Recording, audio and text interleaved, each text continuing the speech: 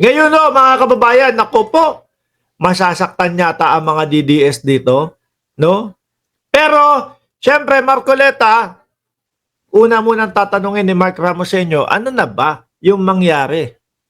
O ano na nangyayari doon sa 2,000 pababa, libre ang kuryente. Ilang araw na? O, halos 34 na araw na nakaupo ka bilang senador. Wala pa din kaming naririnig simula nung nanalo ka doon sa 2,000 pababa na libre ang kuryente. Hanggang ngayon. Kasi yun yung naipangako ni Marcoleta nung panahon nung eleksyon. Di ba? At mukhang wala pa din tayo naririnig. Ngayon, ang sabi dito, Daily Tribune. Marcoleta says he's not part of Duterte bloc.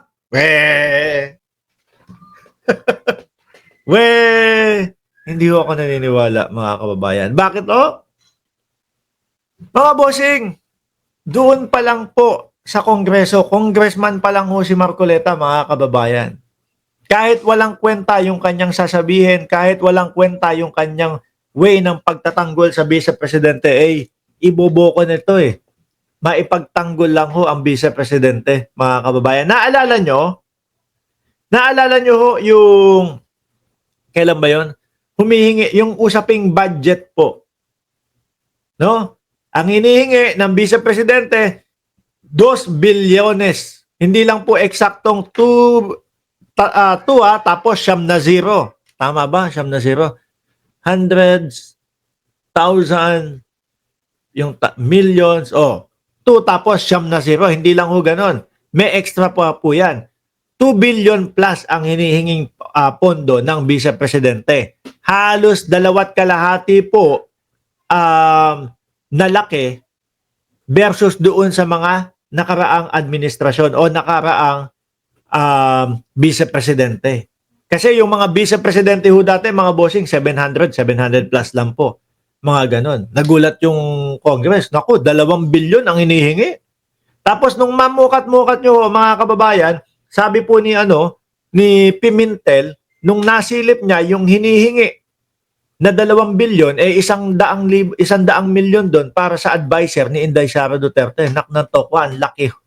Ang laki, mga kababayan. 100 milyon, advisor pa lang mga bossing. At yung iba doon, mga kababayan, is mga mga tawag dito, mga doble-doble. Kagaya nung DSWD, may DSWD na sila naman meron ding version ng DSWD doon sa parte nung kanilang pondong hinihingi. Ipinagtanggol ni Marcoleta yan. Kasi ang sabi ng vice-presidente, mga kababayan, kinuha yung earphone, inilagay sa tenga yung isa, tapos ayun, habang nagsasalita ang Congress. Di ba kabastusan Kabastusan.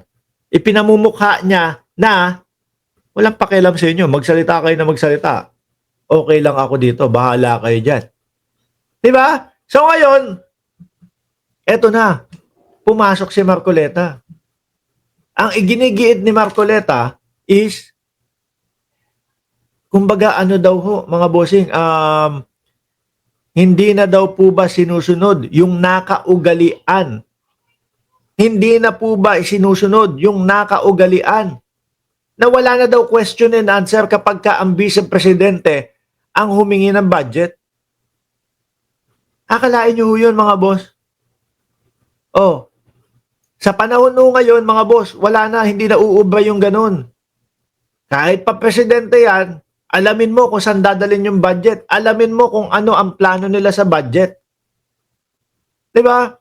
Alamin mo kung ano ang ginawa nila doon sa mga nakaraan na budget. Kahit presidente pa yan, mga kababayan. Doon pa lang po, sabi ko, nako, eto na, si Marcoleta, nangangamoy Duterte na talaga. Biruin mo, mga kababayan, may mga question po sa vice-presidente, saan nyo dinala itong budget na ito, saan nyo dinala yung confidential funds, bakit ganito, bakit ganyan, hindi nila sinasagot. Tapos, ngayon, ang banat ni Marcoleta is, hindi na po ba natin sinusunod yung nakaugalian natin na kapag ang vice-presidente ang humingi ng pondo o budget ay hindi na dapat tanungin, basta na lang natin ibibigay? Isa ho sa iniisip ko mga kababayan, mga boss chief amo sir, yung pondo. Ito iniisip ko lang naman ho mga bossing ha. Yung kaya ganun yung pondong kalaki, baka ho ipantutulong doon sa kandidatura nung mga ano pangalan nun? Yung Duterte nila. 'Di ba? Sabi ni Ronel Fernan, Manoy Mark, naiinip na ako sa kakahintay ng susunod na arrest warrant galing sa ICC. Huwag kang ano dyan, Ronel. Baka mamaya Setyembre biglang lumabas yan. Baka mamaya magkagulatan tayo. Unang araw ng Setyembre, biglang lumabas yan. O, di ba? Di happy-happy na naman. Tapos si Bato de la Rosa. O. Dami ko na sinabi, no? Hindi ko pa pala nababasa ito. Daily Tribune. Marcoleta says he's not part of Duterte Bloc. Ang hirap talagang paniwalaan, no, mga kababayan. Ang hirap pong paniwalaan. Biruin mo, yung mga sinasabi ni Marcoleta, lalong-lalo na ho, mga bossing, ha? Doon sa impeachment. Aba, hindi pa nakikita. Hindi pa ho nakikita. Yung mga ebidensya, hindi pa naririnig. Yung depensa, pero ang sinasabi nila, talo na ang impeachment na yan. Haharangin at kitang-kita natin kung paano yung pagharang nila Marcoleta diyan sa impeachment na ho na yan, mga kababayan. Kaya sabi ni Ma'am Elena Capistrano, ay Boss Mark, wala akong tiwala dyan. Lalo na ho ako. Lalo na ho ako.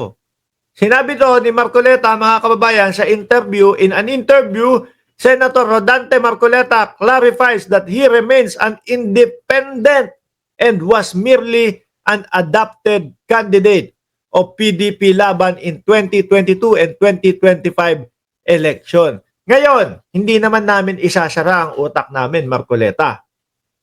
No? Kung yan yung sinasabi mo, alam naman ho natin sa politika, mga bossing, kailangan gumamit ng mga tao para manalo ka. Di ba? Kanya-kanya hong mga estilo ho yan. Ngayon, hindi namin isasara ang utak namin, Marcoleta. Patunayan mo ngayon yung mga sinasabi mo. Umpisahan mo, lalo na doon sa, saan po ba to? Doon sa 2,000 pababa na kuryente na ipinangako mo nung panahon ng eleksyon. Pag ito, unti-unti naming nakita na talagang nasa gitna ka, hindi ka kasama dyan sa Duterte Bloc, baka pwede na pagbigyan ka namin.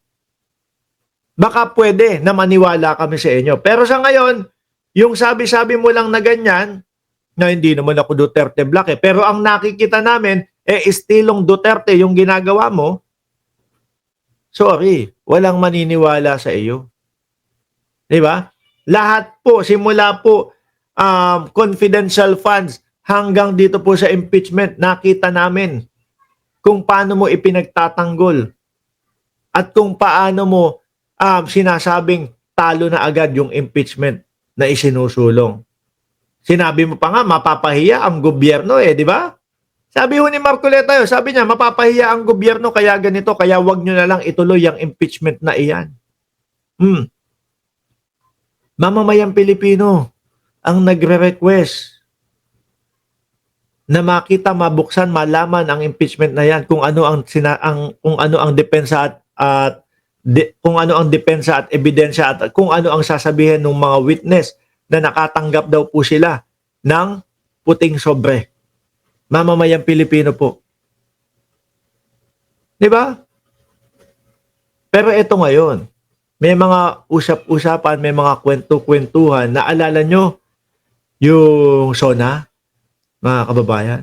Ito yung mga nasa isip ng mga DDS. Sabi nila, kaya pala si Marcoleta lang ang kumamay sa presidente.